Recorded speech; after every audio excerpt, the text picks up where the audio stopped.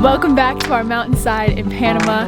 We posted on our community page on YouTube to ask you guys to ask us some of your juiciest questions. And today we're gonna be answering as many of those as we possibly can. Kaylee's getting the goats out while I answer the first question. And we're just gonna start it off hot and heavy. Probably the most common question we ever get in our comments is whatever really happened with Trenton Alley. If you guys don't know, it's been 4 years since we did a massive collaboration with Trenton Alley. We made a video together every single day for 6 months straight. While we traveled through some of the hardest travel conditions and some of the hardest landscapes we've ever traveled through in our lives, all through Central America, all the way down here to Panama. And the truth about what happened is that whole trip and that whole collab was so freaking hard.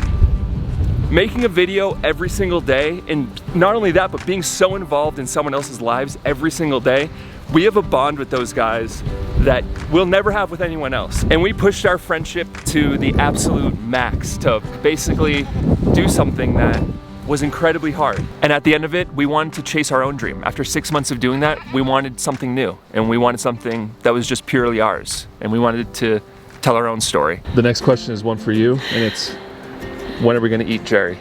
Sonny, come on! This is actually just my question. Oh my God. I feel like we're probably gonna end up selling him, and wherever he ends up is gonna be wherever he ends up. Unfortunately, goat is a very widely eaten animal here in Panama. What we're trying to do here is build an ecosystem. We want to build a farm that works together. We believe a lot in the permaculture philosophy, and Jerry doesn't have a purpose here. I think Jerry burgers are on the menu. Oh no. A lot of you guys were saying, well, why don't you just start an animal sanctuary? Well, that was kind of our intention with the dogs. We ended up with 5 dogs when we really only wanted 1. I think that's where we're gonna end it there with the whole animal sanctuary thing. When is baby number 2 on the way? Oh, well, well, well. We want to take this moment to let you guys know that we are one and done, baby. By the way, as a side note, we've been getting gusts over 60 miles an hour, and this is what it's done to our greenhouse. Little greenhouse. Not awful, still functional, but man, it's been gnarly up here. Some of the people are interested in seeing my lovers. It's so weird, honey. Honey, I'm into a relationship with the worms. I'm keeping them safe, and I'm keeping them happy. Our biggest struggle on this farm, on this land, is all of our soil is dead. And this wormery, these worm bins, are creating so much amazing fertilizer. Look at these guys. They are so happy. These bins are so full of worms, and they give us so much liquid gold. Down in here, down in here is where all the liquid fertilizer collects. And we just put this to give this to all the plants, and they love it. I will say though, it is pretty smelly, so just try your best not to spill any of that. It's very smelly, honey. The next question is, why don't we have a bathroom connected to our workshop? And we basically do. The workshop's right here, and our bathroom is right here. And there's a bunch of good reasons why we wanted to build this bathroom first. Number 1, we've never built a bathroom before, so we wanted to make all of our mistakes on this one. Number 2, we have a lot of parties. We have the pizza oven, we have a lot of our friends over, and we wanted a place for everyone to go to the bathroom. Number 3, during the day, I get very dirty. This farm is gonna just be a constant ongoing process of building and repairing and just making it better and better throughout the years. So we wanted to have a space that was separate from any home, that people could come, wash themselves off, rinse themselves off, and not get their homes dirty. But I do have a very special secret that I want to show you guys. You guys see this space here? Check this out. We got windows, baby. All of this glass is now installed. From here, all 6 of these windows, these 2 up on the front over here, and then 2 more right there. And if you're wondering why do we have so many windows? Why do we have so many windows, honey? So they can see our butts when we're showering.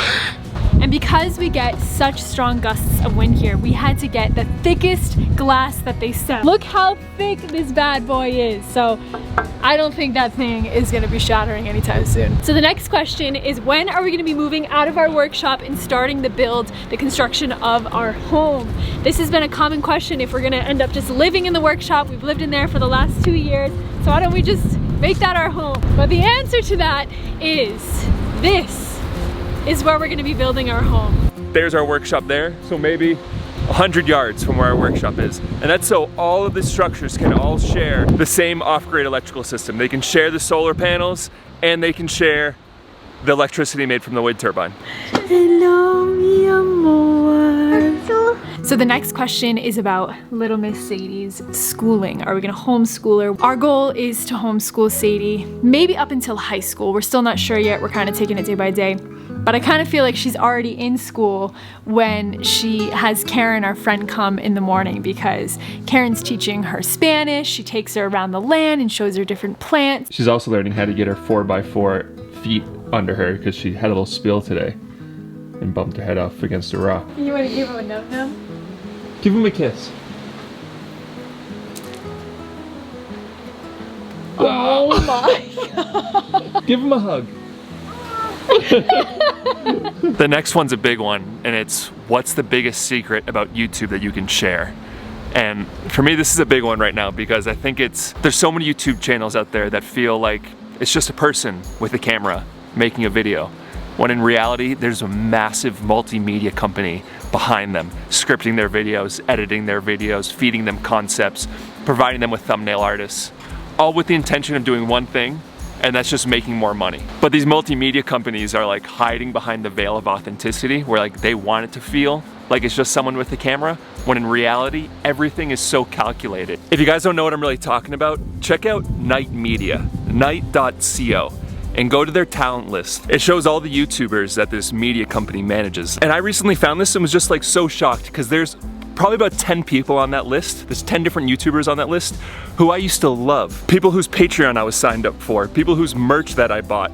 And little did I know, all this money was just going to this massive media company when I thought it was just going to the creator because I wanted to support them. But maybe that's a good question for you guys. If you guys are watching a YouTube channel and it's edited by someone else, if it's scripted by someone else, if there's a management company, if there's other people that are involved other than the person who's in the video, do you think it's right to give those people credit, put it in the description maybe, or maybe at the end of the video? Or do you think it's totally cool to just like keep those people totally anonymous? I feel like if it were me, like if we had something like that, I would want to give those people credit.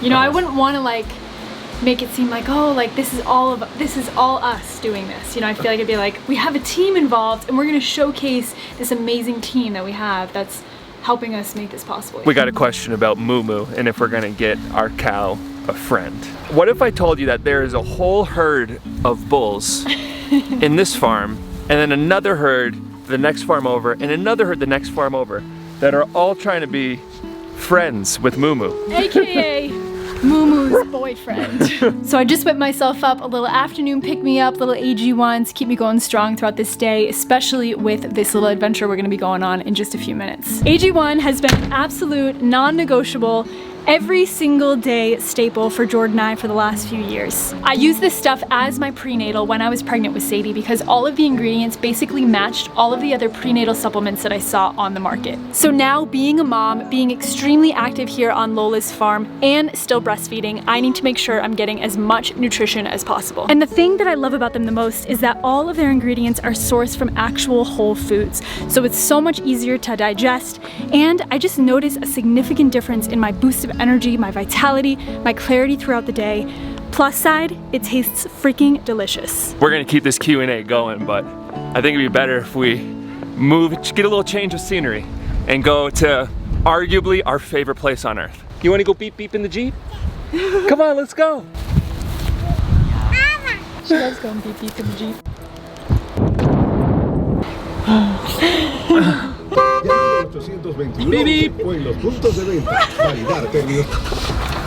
Yeah, baby! Carnival! Today's Carnival!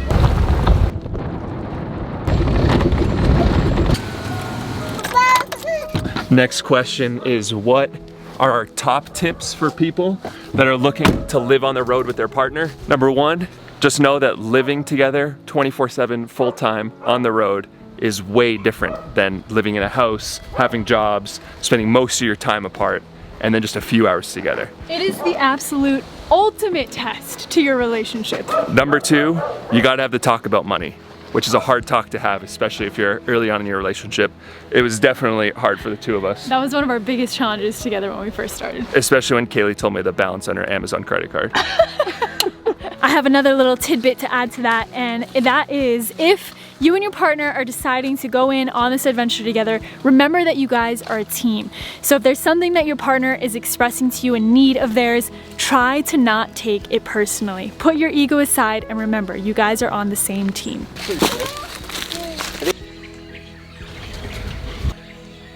Someone on one of our recent videos told us that we don't live in the jungle, and that because we use the word jungle in our titles, it's clickbait. I just gotta let you know, if you have these things, if you have just like these things hanging around where you're walking, you live in the jungle. Next question is, how do we stay connected to the roastery back in the States, up in Stowe, Vermont? How do we stay connected while living all the way, whoa! While living all the way down here in Panama, over 2,000 miles away, and we do it through really good communication. We text a lot, we send messages back and forth, and then for really important stuff, for like really important things that we need to discuss, we have a meeting every week at the same time that's scheduled. So far, it's been working out amazing. It gives Sarah and TJ, two of our best friends, the freedom to run the business as they would in Vermont, and it gives us the freedom to go directly to the farms, buy the coffee directly from the coffee farmers, and purchase it with a handshake. Oh my God. Oh my God. You forget how amazing. You really do, you forget. Wow. This is insane, Sadie. Up. You want to go up higher? Oh my gosh. With the sun rays, I feel like it almost looks like it's like we're in heaven. Like we're in heaven, but also like everything is like super enhanced, you know? Can we put on some Los Lonely Boys while we make this walk? Save me from this prison. Can't help me get away. How far is heaven? Not very far, it's right here.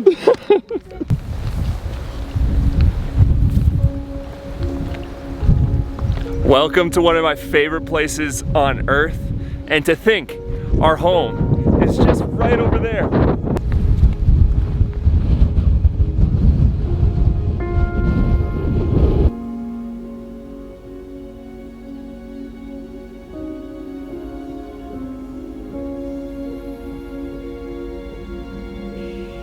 Unfortunately, we can't stay long. Sadie wants to just like book it right for the edge, and this is just like straight down.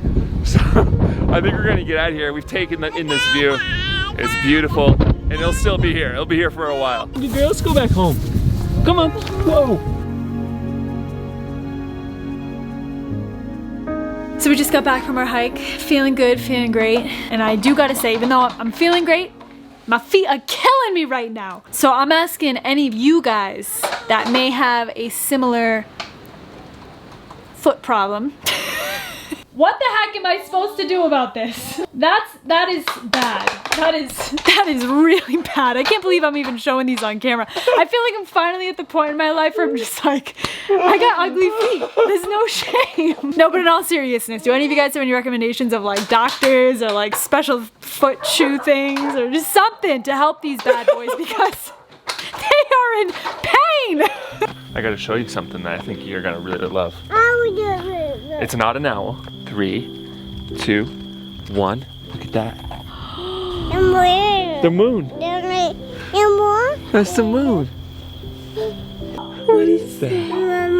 The moon? Is that the moon? Do you The love moon. the moon? You hugging the moon? When I'm starting to get tired, I turn to athletic greens. Give me a little bit of a boost, especially right before doing something that I kind of don't want to. I want to do nothing more than just chill on this couch right now, but water is a pretty important thing, so I kind of need to go down to the jungle to make sure we have water for tomorrow. So I'm gonna chug this AG1, flood my body with 75 vitamins and minerals, keep my body going strong, because I basically need to go on another little mini hike right now. So we got a lot of questions about the ramp pump, so I'll just try to answer them all in one go and just kind of show you kind of what's going on. I'm walking down to the jungle right now, and that's because Pam needs a little bit of loving throughout the day. She needs about 2 visits a day so she works properly. So we're pulling water out of this river here, and the problem is the ramp pump pulls water just a little bit faster than that pool fills up. So I need to come down and shut it off, let that pool refill, and then it'll run for about 8 hours. It is a little sketchy walking down here. There's a bunch of just like bottomless pits, and I did not bring my cell phone. It's not like I have service anyway over here, but yeah, if I fall down there, Might not be till morning that Kaylee comes and finds me. Here's Pam. And to turn it on, all you need to do is flip this blue switch right here. And recently we've been able to measure the amount of water that Pam sends to our tanks. And she sends 1 gallon every 8 minutes. 1 gallon every 8 minutes is a little over 7 gallons an hour. And we use right around 20 to 30 gallons a day. So that means the pump only needs to run for about 4 hours to use the amount of water that we need.